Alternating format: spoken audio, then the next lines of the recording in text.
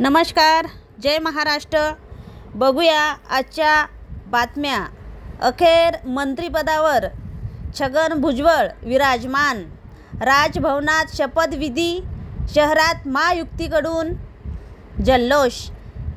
देशमुख हत्या प्रकरणामुळे धनंजय मुंडे चांगलेच अडचणीत सापडले होते।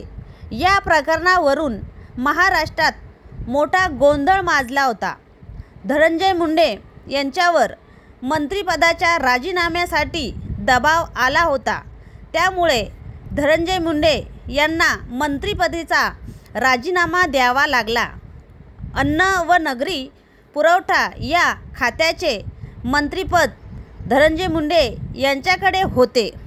धनंजय मुंडेच्या राजीनाम्यानंतर आता राष्ट्रवादीचे मंत्रिपदाची जागा रिकामी झाली होती। अखेर नाराज असलेले छगन भुजबळ यांना नगरी पुरवठा मंत्रिपद देण्यात आले आहे।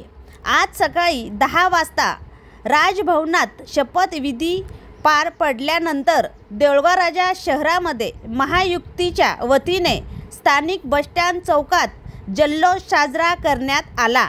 या प्रसंगी सिंदखेड राजा मतदारसंघाचे आमदार मनोजी कायंदे, राष्ट्रवादीचे जिल्हाध्यक्ष ॲडव्होकेट नाझीर काजी, माजी नगराध्यक्ष संतोष खांडेभराड, शिवसेना उपजिल्हाप्रमुख दीपक बोरकर, शहर प्रमुख गोपाल व्यास, प्रदीप वाहक, हाजी सिद्दीकी, धर्मराज हनुमंते, डॉक्टर शंकर तलबे, सुनील शेजुळकर, महायुतीचे सर्व पदाधिकारी व कार्यकर्ते उपस्थित होते।